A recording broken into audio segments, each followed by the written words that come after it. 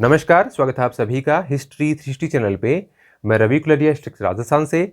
आज के इस वीडियो में मैं रिव्यू करूंगा उपिंदर सिंह की किताब प्राचीन एवं पूर्व मध्यकालीन भारत का इतिहास के नए एडिशन का। इसका पुराना एडिशन आपने काफ़ी सालों से देखा होगा, ये रेड कवर में आता था और इसकी मूल रूप से इंग्लिश में जो पहले एडिशन की मैं बात करूं तो उसको आए हुए लगभग 15 साल हो चुके हैं। तो काफ़ी लंबे अंतराल के बाद इनका ये एडिशन आया है। आज के इस वीडियो में हम यही बात करेंगे कि इस नए एडिशन में पुराने के मुकाबले क्या कुछ ऐड किया गया है और किन एग्जाम्स के लिए ये किताब इंपॉर्टेंट हो सकती है।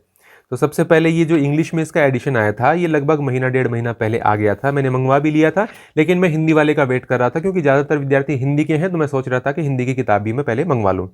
979 रुपये इसका MRP है।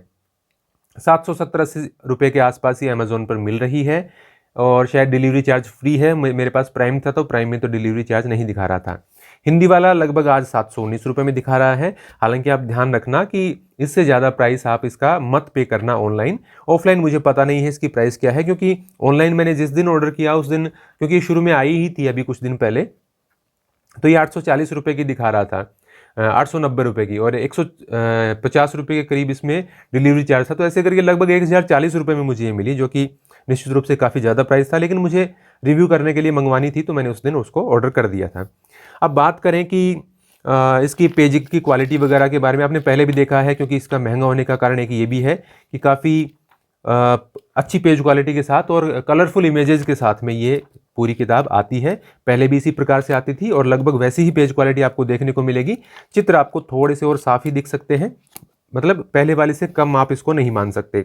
अब पेज संख्या की बात करें तो पहले 732 पेज आते थे इसके अंदर, अभी इसमें 808 पेज है। तो 808 पेज की ये किताब है। क्या क्या बदलाव किया गया है वो हम इंडेक्स के सारे समझने की कोशिश करेंगे, फिर मैं अंदर के इसके आपको टॉपिक दिखाऊंगा। अभी इसमें हिंदी वाले में दिक्कत क्या है कि इन्होंने ये जो इंडेक्स इसका दिया है, इन्होंने इसके पेज आगे पीछे प्रिंट कर दिए हैं। तो पियर्सन वाले यदि इसको देखें तो वो प्लीज़ इसको ठीक करें, आगे के जो भी आप इसमें प्रिंट करें। हालांकि उससे कोई ज़्यादा फर्क नहीं पड़ेगा, विद्यार्थी यदि किताब ले भी लेते हैं पहले तो ये देखो, इसमें यहाँ से पहला टॉपिक शुरू होना चाहिए था, जबकि ये छठा यहाँ से शुरू होता है। देखो ये 1 2 टॉपिक संख्या 1 2 3 4 5, और फिर उसके बाद में यहाँ पर देखो छठा आएगा, फिर सातवां, फिर बीच में फोटोग्राफ दे दिया, फिर आगे दे दिया। ये थोड़ा थोड़ा यहाँ पर आगे पीछे प्रिंट हो गया है इनसे। तो हम इसमें बात कर लेते हैं। जैसे यहाँ से हम बात करें तो वैसे आप पूरे के पूरे टॉपिक देखोगे तो आपको वैसे के वैसे नजर आएंगे जैसे पहले थे, और प्रथम दृष्टया देखने पर आपको लगेगा कि इसमें तो कुछ बदलाव किया नहीं गया है। हालांकि बीच बीच में आप इस किताब को ध्यान से देखेंगे तो आपको वो बदलाव दिखाई देंगे। तो जैसे पहला टॉपिक है पाठ्यात्मक और पुरातात्विक स्रोतों की व्याख्या। एक तो काफ़ी सारी इन्होंने इमेजेस चेंज की हैं जो पाठ के शुरू में आती थी, इसके अलावा कुछ नई इमेज इन्होंने ऐड भी की हैं। तो यहाँ से आप ये देखेंगे पाठ्यात्मक स्रोतों का वर्गीकरण से लेकर यहाँ से आप आगे बढ़ते बढ़ते तो भारत का आरंभिक अतीत और पुरातत्व, इसमें JDM बगलर को लिखे गए अलेक्जेंडर कनिंघम के पत्र के बारे में एक पेज में पूरा दर्शाया गया है, और उसके बाद में HD सांकलिया का परिचय एक अलग से दिया गया है। और भी छोटे छोटे काफ़ी बदलाव हैं, वो मैं उस चैप्टर के अंदर जाऊँगा तो आपको दिखाने की कोशिश करूँगा। फिर उसके बाद में लास्ट में दृश्य स्रोत हैं, कोई अतिरिक्त पाठ्य सामग्री है, उसमें बताया गया है कि किस लेखक की कौन सी किताब है इस टॉपिक से संबंधित जो आप पढ़ सकते हैं, उसके बारे में बताया गया है। फिर उसके बाद में दूसरा टॉपिक है पूरा पाषाण तथा मध्य पाषाण युगों के आखेटक संग्राहक। तो ये हंटर गैदरर्स वाला जो टॉपिक है, इसमें आपको एक अंतर देखने को मिलेगा। पहले आपको हर जगह होमिनिड शब्द मिलता था, अभी होमिनिन मिलता है। इन शब्दों में अभी रिसेंटली ही कुछ इसमें बदलाव हुआ है कि होमिनिड की जगह होमिनिन क्यों लिखना शुरू किया गया, क्योंकि होमिनिड को थोड़ा सा व्यापक अर्थ उसका मान लिया है कि उसमें जो मनुष्य हैं उसके पूर्वज हैं, और उससे पहले जो ग्रेट एप्स हैं और उनके पूर्वज हैं, वो सब मिला के जो बनाया गया उसको होमिनिड नाम दे दिया। और होमिनिन में मनुष्य और मनुष्य के जो पूर्व के जो मनुष्य हम निएंडरथल वगैरह जो भी पढ़ते हैं उसको होमिनिन में शामिल करके, और इस प्रकार से क्लासिफिकेशन किया हुआ है। हालांकि अभी गाइड वगैरह में ये छपना शुरू नहीं हुआ है, कुछ जो हिस्टोरिकल जर्नल्स वगैरह आते थे उसमें ये छपना शुरू हो गया था इस प्रकार से। अभी इस प्रकार, क्योंकि ये ऑथेंटिक किताब मानी जाती है, इन्होंने भी इसमें इस हिसाब से लिख दिया है। होमिनिन शब्द आपको आप किताब में देख सकते हैं, आपके पास पुरानी है तो आपको होमिनिड शब्द मिलेगा यहाँ पे। अब और इसके अलावा जो प्लीस्टोसिन काल की जो तारीख पहले मानी जाती थी उसमें भी इन्होंने बदलाव किया है अंदर की तरफ, मैं आपको दिखाऊंगा। फिर उसके बाद में मध्य पुरापाषाण युगीन सलमेक अतिरम्पकम के बारे में पूरी अलग से इन्होंने विस्तार से जानकारी दी है, क्योंकि इनकी किताब में आप देखते हैं ना अलग प्रकार से ये दिए हुए, जैसे यहाँ पर अनुसंधान की नई दिशाएं, तो इस प्रकार के अंदर आपको ऐसे डब्बे से बने हुए मिलेंगे। उसमें आपको अद्यतन जो जानकारी है उसके हिसाब से एक डब्बा मिल जाएगा, कोई इस बॉक्स बना हुआ। इसके अलावा बार बार में ऐसे मिल जाएंगे, अनुसंधान की नई दिशाएं, जो भी इनकी किताब पहले एडिशन के बाद में कोई नई अनुसंधान हुए हैं उस टॉपिक के संबंध में, वो इन्होंने इसमें शामिल करने का प्रयास किया है। आगे मैं इसका और दिखाता हूँ आपको। जैसे यहाँ पर 3 नंबर में आप देखेंगे, ये देखिए यहाँ पे श्रीलंका के ऊपर देखो जी, श्रीलंका के वर्षावन में प्रागैतिहासिक खाद्य संग्राहक आकेटक, ये मध्य पुरापाषाण युगीन स्थलों में दिया गया है। अब आप इसके सभी टॉपिक्स में आपको देखेंगे तो एक तो श्रीलंका के संबंध में, एक नॉर्थ ईस्ट के संबंध में आपको जानकारी काफी कुछ ऐड की हुई मिलेगी लगभग सभी टॉपिक में जहां भी उसके संबंध में आता है। फिर उसके बाद में खाद्य संग्रह से खाद्य उत्पादन की ओर, नवपाषाण ये ताम्रपाषाण, ये देखो ये इसके अंदर में, इसके अंदर भी आपको कुछ जैसे लहुरा देव के विषय में एक आपको अलग से पूरा पेज दिया हुआ मिलेगा। छोटी छोटी जानकारियां तो हैं ही, एक एक्स्ट्रा पेज मतलब जो ऐड किए गए हैं उसके बारे में आपको मैं बता रहा हूं। बाकी इसके टॉपिक आप देख सकते हैं। हड़प्पा सभ्यता में गेंडे के बारे में आपको एक अलग से पेज यहाँ पर देखने को मिलेगा। अब इसमें मैं आपको और पीछे ले चलता हूँ क्योंकि आगे पीछे देखा है। युद्ध खाती का आविष्कार, ये वैदिक कालीन ग्रंथों में आपको मिलेगा। वेदों में विज्ञान और गणित के संबंध में एक एक्स्ट्रा जानकारी आपको मिलेगी। फिर उसके बाद में यदि आप 2000 से 500 ईस्वी पूर्व के बीच भारतीय उपमहाद्वीप के विभिन्न हिस्सों का पुरातात्विक विवरण वाला टॉपिक देखेंगे तो उसमें नॉर्थ ईस्ट के संबंध में मैंने आपको बताया बार बार नई जानकारी ऐड मिलेगी। तो उसमें नागालैंड में आरंभिक कृषि है, दक्षिण भारत में संगन कल्लू, और उत्तर पश्चिमी क्षेत्र में भी यहाँ पर कुछ आपको एक्स्ट्रा जानकारी मिलेगी कुछ टॉपिक्स में। हालांकि बीच बीच में तो काफ़ी पैराग्राफ्स में आपको चेंजेस मिलेंगे, कोई नई तरीके से समझा के लिखा गया है किसी बात को, किसी में कुछ और बात ऐड कर दी गई है। ये जो अलग से पृष्ठ ऐड किए गए हैं उसके बारे में मैं बता रहा हूँ। यहाँ पर आपको 600 से 300 ईस्वी पूर्व के बीच में जो शहर राजा और परिव्राजकों का युग वाला जो चैप्टर है, इसके अंदर आपको राज्य और हिंसा नाम से एक अलग से टॉपिक लिखा हुआ मिलेगा। क्योंकि हिंसा से प्राचीन भारत में हिंसा ऐसी मुझे एग्जैक्टली याद नहीं है, इनकी एक किताब भी आई थी जो मेरे पास है, हालांकि मैंने उसको पूरा नहीं पढ़ा था, लेकिन वो आई थी किताब हिंसा के संबंध में, तो उसके शायद उसी से उन्होंने कुछ बात यहाँ पे लिखी है। सेमथन का आवास स्थल विश्लेषण, यहाँ पर ये एक अलग से ऐड किया हुआ मुझे दिखाई दिया। और भी आपको काफ़ी सारे, आप ये इसका इंडेक्स देखना चाहें तो देख सकते हैं। पुरानी किताब जिसके पास है उसको तो लगभग पता चल ही जाएगा, जो नया खरीदने का विचार कर रहे हैं उसके लिए मैं ये दिखाने की कोशिश कर रहा हूँ। थोड़ा सा और दिखा देता हूँ आपको यहाँ पे कुछ और टॉपिक्स। जैसे यहाँ पर देखो ये इंडो रोमन व्यापार वाला, इसमें सोकोट्रा के होक केव की खोज, क्या पट्टनम प्राचीन मुजरिस था, इस पर अलग से विस्तार से मतलब बता के एक 2 पेज का मैटर दे रखा है। बुद्धिज्म इन श्रीलंका, मैंने बताया ना श्रीलंका और नॉर्थ ईस्ट पर काफ़ी चीज़ें बताई गई हैं। इस्लाम के संबंध में लास्ट में काफ़ी बातें ऐड की गई थी, मैं आपको दिखाऊंगा आपको। The modern histories of ancient Buddhist relics, ये भी इसके अंदर अलग से जोड़ा गया था। ये आंध्र प्रदेश के स्तूप, ये पहले की जो किताब थी ना उसमें इस नाम से टॉपिक था, और अभी इन्होंने किताब में इस टॉपिक का नाम चेंज कर दिया है, दक्षिणी भारत और श्रीलंका के स्तूप।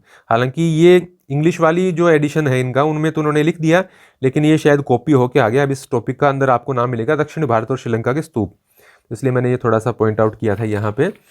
इसमें काफ़ी सारे बदलाव हैं आपके। जो लास्ट वाला है ना, उबरथा क्षेत्रीय विन्यास 600 से 1200 ईस्वी, इसमें काफ़ी सारी नई चीज़ें देखने को मिली मुझे। इससे पहले मूर्ति कला में, और यहाँ भी मैंने लगाया है चिकित्सक विज्ञान में, बोवर पांडुलिपि का एक बॉक्स सा बना के दे रखा है। उबरता क्षेत्रीय विन्यास में इसमें आपको रत्नागिरी, मालदीव के बौद्ध धरोहर, दक्षिण पूर्वी एशियाई शासकों द्वारा ये जो कि नागापट्टनम और बोध गया में दिए गए दान, तमिलनाडु में सिंचाई यंत्र, मथुरा के धार्मिक परिदृश्य में जैन धर्म में मृत्यु की रस्म, अंतर धार्मिक गतिशीलता, इस्लाम और मुस्लिम समुदाय, जागेश्वर का पवित्र भूगोल, मामल्लपुरम के ये चित्रों वाला ये उपमहाद्वीप में प्रारंभिक मस्जिदें, इस प्रकार के इसमें आपको ज़्यादा चेंजेस देखने को मिलेंगे। कई नई टॉपिक ऐड किए हुए इसके अंदर दिए गए हैं, सब टॉपिक्स हैं ये। अब इसमें मैं आपको दिखाने की कोशिश करूं, जैसे ये पहला टॉपिक है आरंभिक भारतीय अतीत की अवधारणाएं। पहले एक पेज में और एक अलग चित्र आता था, अभी ये 2 पेज में इसका आवरण दिया रहता है हर चैप्टर के पास में, और उसकी तस्वीरें कुछ चेंज की गई हैं। अब यहाँ पर मैं आपको अब धीरे धीरे करके कुछ चीज़ें दिखाने की कोशिश करता हूँ। और इसमें ये बताया भी इन्होंने शुरू में कि पहले इसमें 350 चित्र थे, अभी इसमें 450 लिखे हुए चित्र मिल जाते हैं, इस प्रकार की। और कुछ पढ़ने से संबंधित आप इसको कैसे पढ़ सकते हैं, यहाँ चित्र वगैरह भी चेंज किए हुए हैं, उसमें हम नहीं जाते हैं क्योंकि वीडियो काफ़ी लंबा हो जाएगा। तो थोड़ा धैर्य आप भी बनाए रखो, मैं भी इतनी किताब में धैर्य बनाए बिना तो रिव्यू ही नहीं हो पाता इतनी बड़ी बड़ी किताबों का। अब देखिए यहाँ पर आपको देखते ही पता चल जाएगा कि प्रणय लाल का से स्रोत है, ये प्रणय लाल से लिया गया 2016।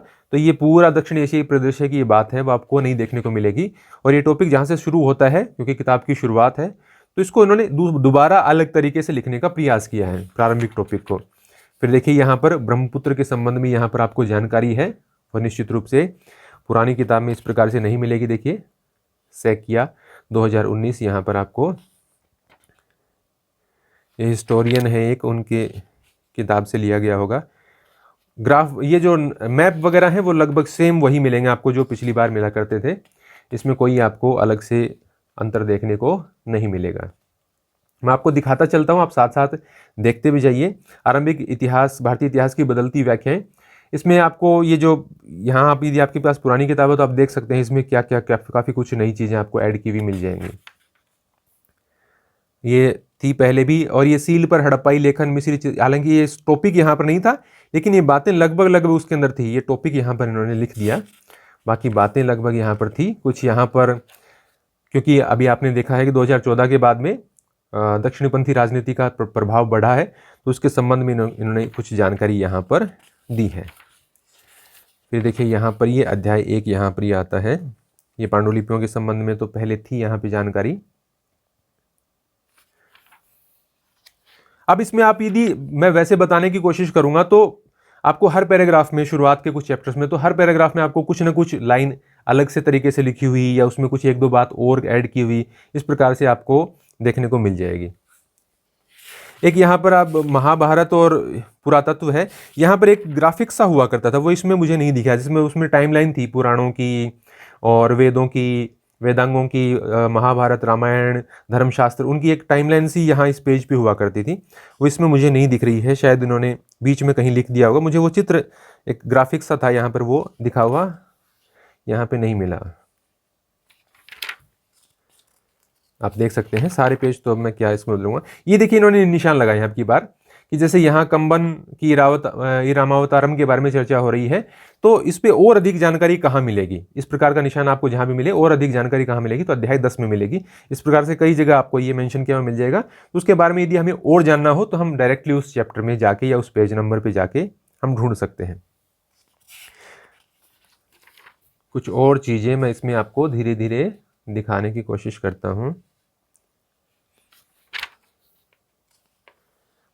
ये देखिए भारतीय उपमहाद्वीप के बाहर के लेखकों, यहाँ पर पहले टॉपिक तो ये था, लगभग चीज़ें इसके अंदर जो दी गई वो थी, लेकिन शायद उसमें विदेशी लेखकों का विवरण ऐसा कुछ दिया हुआ रहता था, थोड़े थोड़े ये अलग से चेंज आपको यहाँ पे देखने को मिल जाते हैं। ये देखिए जो मैं बता रहा था, JDM बेगलर को लिखे गए अलेक्जेंडर कनिंघम के पत्र, उसके दोस्त और जो एक कलीग थे उसको कनिंघम ने जो पत्र लिखे उसके बारे में यहाँ पर है। HD सांकलिया के जीवन के बारे में यहाँ पर जानकारी दी गई है, बाकी ये पहले से था और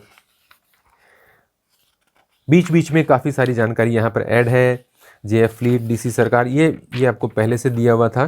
तो इसमें आपको कई जगह पर आपको ये देखने को मिलेगा कि थोड़ी थोड़ी जानकारी आपको कहीं कहीं ऐड की हुई मिलेगी। जैसे मैं आपको दिखाऊं, जैसे ये यहाँ पर, ये आपको पहले नहीं देखने को मिलता था, अभी देखने को मिलता है ये, और यहाँ पर भी आपको कुछ एक्स्ट्रा जानकारी ऐड की गई है। अब मैं बता भी दूंगा कि आपके पास पहले से किताब है या नहीं है, लेकिन एग्जाम्स के वो हम चर्चा करेंगे। पहले मैं आपको, अब पूरी किताब में ऐसा नहीं करेंगे, 800 पेज पे इस प्रकार से करेंगे तो पूरा दिन लग जाएगा। मैं आपको कुछ बेसिक बता रहा हूं कि इसके अंदर अंतर आपको क्या दिख सकते हैं। मैं थोड़ा जल्दी जल्दी बढ़ता हूं आगे। यहाँ पर देखिए मैंने थोड़ा निशान भी लगाया था, यहाँ पर देखिए 2019 लिख रखा है किसी के संबंध में, तो निश्चित रूप से ये कुछ नया अपडेट यहाँ पर होगा, ये पता भी चल जाता है। ये दृश्य स्रोत, ये लास्ट में इन्होंने अलग से लिखा है, ये पहले नहीं लिखा हुआ था हालांकि इतना, और ये फर्दर रीडिंग्स इतने ज़्यादा इंपॉर्टेंट नहीं है, कुछ किताबों के नाम वगैरह वो मिल जाते हैं यदि कोई शिक्षक या कोई और शोधकर्ता जानना चाहे इसके बारे में और किताबों के संबंध में, तो इन्होंने ये फर्दर रीडिंग्स में दे रखा है। ये चित्र यहाँ पर चेंज करके, ये देखिए होमिनिड और होमिनिन के संबंध में मैंने आपको बताया था ना कि यहाँ पर होमिनिन कर दिया है, और यहाँ पर वो बताया भी है कि होमिनिड शब्द का प्रयोग व्यापक अर्थ में किया जाता है और होमिनिन का किसके लिए किया जाता है वो बताया है। तो इसमें यहाँ पर काफ़ी कुछ जानकारी ऐड है, क्योंकि जो ये निर्जातीय टॉपिक है उसके अंदर बहुत सारी नई चीज़ें आती रहती हैं, तो उसके संबंध में इन्होंने काफ़ी कुछ ऐड किया है यहाँ पे। एक जो प्लीस्टोसीन वाला यदि आप देखेंगे तो मैंने आपको बताया भी था, यहाँ पर भी दे रखा है। देखिए ये पहले 16 लाख वर्ष पूर्व होता था, इसमें पीछे भी दिया हुआ होना चाहिए कहीं पर भी, कितना है ये 73। ये देखिए यहाँ पर आपको पुरानी किताब में 1.6 लिखा हुआ है, हालांकि वो तो गलत टाइप है, 16 लाख वर्ष पूर्व पहले लिखा जाता था, अब ये 26 लाख वर्ष पूर्व माना जाता है प्लीस्टोसीन काल, तो ये यहाँ पर इन्होंने चेंज कर दिया। इस प्रकार की चीज़ें हैं। एक जगह पर मैंने वो देखा था कि उसमें एशियाटिक सोसाइटी की जो वर्ष लिखा हुआ था, मेरे पास जो एडिशन था पुराना उसमें 1789 था, फिर इन्होंने 1784 अब की नई वाली में सही कर दिया गया है। तो इस तरह की चीज़ें आपको देखने दी। वो निशान की मैं बात कर रहा था वो यहाँ पर दिया गया है। देखिए सब जगह आपको होमिनिन शब्द मिलेगा अब इसके लिए। तो ये इस प्रकार के कुछ बदलाव हैं और बीच बीच में भी काफ़ी सारी बातें मैं बता नहीं पा रहा क्योंकि हर पेज में, क्योंकि मैं सब पे निशान लगा लेता तो ठीक होता। जब मैं पढ़ रहा था तो मैं देख रहा था कि हाँ ये चेंज कर दिया, ये चेंज कर दिया, पुरानी किताब पास में रख के, और बाद में अभी मुझे जल्दी जल्दी में वीडियो के दौरान जब मैं देख रहा हूँ तो मुझे याद नहीं आ रहा है कि कहाँ क्या। देखिए जो मैं बता रहा था अतिरम्भ पक्कम, ये पूरी जानकारी इसके संबंध में ये दी गई है। पहले मैं थोड़ा सा किताब का बता देता हूँ, फिर मैं पूरा आपके पास साथ में 2-4 मिनट चर्चा करूंगा कि किस प्रकार से आप ये इसका यूज़ कर सकते हैं। अब इसी प्रकार से जैसे आप इसमें लहुरा देव वाला मैं बता रहा था, यहीं पर कहीं आ जाएगा। ये देखिए लहुरा देव के संबंध में काफ़ी जानकारी है। इस प्रकार के जो टॉपिक हैं इसमें से कई बार नेट वगैरह में प्रश्न उठा लिए जाते हैं, क्योंकि इस किताब से आप देखोगे तो कई सालों तक यूपीएससी ने हिस्ट्री ऑप्शनल के प्रश्न इससे बनाए हैं, बहुत सालों तक। बहुत सारे प्रश्न इसमें प्रत्येक टॉपिक से, कोई टॉपिक इसका है ही नहीं कि जहाँ से प्रश्न उन्होंने डायरेक्टली नहीं उठाया हो, बहुत बार उठाए हैं। नेट जेआरएफ में हम देखते हैं कि बहुत बार इस किताब से मतलब डायरेक्ट इसमें से प्रश्न उठाए जाते हैं, क्योंकि ये बहुत ही आप कहें तो ऑथेंटिक किताबों की श्रेणी में आती है। तो इसलिए इससे परीक्षाओं में प्रश्न उठाए जाते रहे हैं और इसलिए विद्यार्थी पढ़ते भी हैं इसको, शिक्षक भी बहुत पढ़ते हैं। आप थोड़ा सा एक फैमिलियर टॉपिक आपके हड़प्पा सभ्यता है उसके बारे में थोड़ा सा बता देता हूँ। जैसे यहीं पे बात करें, जैसे दयाराम साहनी के संबंध में थोड़ी सी ये फोटो शायद एक्स्ट्रा ही ऐड की गई है, पहले ये 2 ही हुआ करती थी जितना मुझे याद आ रहा है। इसमें देखो कई जगह आपको मिलेगा हाल के वर्षों में क्या हुआ है, तो हाल के वर्षों के हिसाब से कुछ कुछ चीज़ें उस टॉपिक के अंदर डाल दी गई हैं।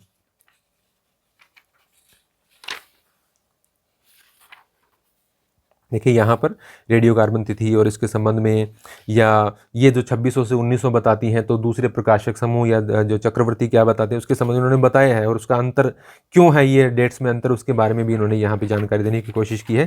पहले नहीं थी इस प्रकार की जानकारी। और इसकी आप टॉपिक देखना चाहें तो देख सकते हैं। पूरी किताब की तो ऐसे मैं नहीं दिखा पाऊँगा, लेकिन जितना आप देख सकते हैं कोशिश कीजिए आप देख लें। ये देखिए जैसे यहाँ पे मैंने निशान लगाया था ये कि रोहिरा से आरंभिक हड़प्पा 1A और परिपक्व हड़प्पा 1B स्तर से विभिन्न प्रकार की वनस्पतियों के अवशेष प्राप्त हुए हैं। परिपक्व हड़प्पा स्तर से विभिन्न प्रकार के जौ और गेहूं, दलहन, कुल्थी और मेथी के अवशेष मिले हैं। तो ये क्वेश्चन देख लेना आप, किसी न किसी एग्जाम में आपको जल्दी ही देखने को मिल जाएगा, क्योंकि ये नया अपडेट है। और यहाँ पर पहले बताया जाता है कि कुत्तों को भी पालतू जानवर के रूप में पाला जाता ही था, बिल्लियों का भी इन्होंने बताया है। फिर सूअर, ऊँट, घोड़े के संबंध में भी क्या है कि कौन मानता है क्या नहीं मानते, उसके संबंध में भी यहाँ पर इन्होंने काफ़ी कुछ नई जानकारी ऐड की है। ये देखिए गैंडा और हड़प्पा निवासी, गैंडे के संबंध में बोस का ये 2020 का उससे ये उठाया गया है यूँ का यूँ। तो इस प्रकार के आप समझ गए होंगे कि कितना क्या बदलाव है। बेसिकली आप देखेंगे तो 90-95 शायद 95% ही मैं बोल दूं, इतनी किताब तो लगभग आपको सेम ही मिलेगी।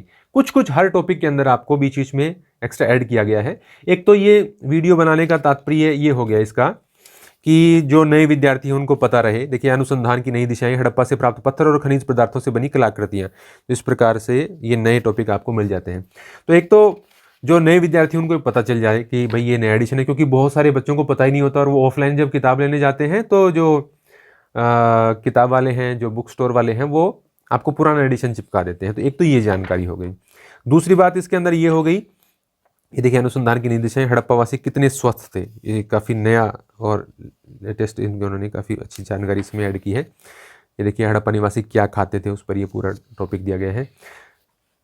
तो इसमें बात यह है कि आप एक तो नया एडिशन ही खरीदें। अब जब भी आप खरीदें, किन एग्ज़ाम्स के लिए इंपॉर्टेंट है तो मैं बात करूं तो ये आपकी जो सिविल सेवा परीक्षा है जिसमें आपका हिस्ट्री ऑप्शनल हो, तो उन विद्यार्थियों के लिए निश्चित रूप से इंपॉर्टेंट है। लेकिन किसी ने पहले ठीक से नहीं पढ़ा हो, नए सिरे से तैयारी करा हो, तो उसको कुछ भी समझ में नहीं आएगा। क्योंकि जब भी कोई विद्यार्थी जिसने पहली बार ये किताब खरीद ली बिना कुछ ठीक से पढ़े, बीए में थोड़ा बहुत पढ़ा हुआ हो, उसको ये कभी समझ नहीं आई, क्योंकि ये काफ़ी समय मांगती है, धैर्य मांगती है, और आपकी थोड़ी सी बेसिक अच्छे से पढ़ी हुई हो, कुछ आपको आइडिया हो, क्योंकि ये जटिल है किताब। पढ़ने में आपको ये लगेगा, क्योंकि जो सामान्य तरीके से आप जैसे पढ़ते हैं कि हड़प्पा सभ्यता, उसमें आपको शहरों के नाम दे दे, किसने खोज की, किस वर्ष खोज की, और उसके अंदर आपको हर शहर का नाम दे दे के और आपके उसकी जानकारी यहाँ से ये मिला, यहाँ से मिला, उस प्रकार से इसके अंदर आपको जानकारी नहीं मिलेगी। तो ये आप बात थोड़ी सी ध्यान में रखें और पहले से तैयार रहें कि ये किताब को पढ़ने में आपको जोर आएगा। और कभी भी ये आप पहले पेज से 808 पेज तक नहीं पढ़ सकते। इसके अंदर आपको जो टॉपिक पढ़ने हैं, जैसे हड़प्पा सभ्यता के संबंध में, तो इसके संबंध में आप ये टॉपिक पहले इसमें से पढ़ो। फिर आपके पास जो दूसरी किताब है उसमें से, क्योंकि आप जब फैक्चुअल एग्जाम की तैयारी करते हैं तो आपको फैक्ट याद करने ज़्यादा होते हैं। हालांकि जो आपके थ्योरी बेस्ड क्वेश्चन आते हैं उसमें आपको कुछ समझ आधारित प्रश्न आपको मिल जाते हैं, नेट में तो काफ़ी मिल जाते हैं, लेकिन फिर भी आपको फैक्ट याद होने जरूरी है। और फैक्ट इस प्रकार की किताब को पढ़ने से याद नहीं होते, उसके लिए तो निश्चित रूप से आपको वैसी गाइड ही लेनी पड़ेगी जिसमें आपको फैक्चुअल इन्फॉर्मेशन ही दी हुई होती है। देखिए, युद्ध खाती का आविष्कार, जो मैंने आपको बताया था कि इसमें नया टॉपिक ऐड किया गया है। तो ऐसे काफ़ी कुछ टॉपिक इसके अंदर ऐड किए गए हैं। थोड़े बहुत मैं आपको और भी दिखा दूंगा जहाँ जहाँ मुझे याद आ रहे हैं। 245 पेज पे था। देखिए, सनोली का कब्र का, ये था पहले टॉपिक, लेकिन इसमें क्योंकि सनोली में तो खोजें चलती रहती हैं, तो 2018-20 के संबंध में इन्होंने और जानकारियाँ भी इसके अंदर ऐड की हैं।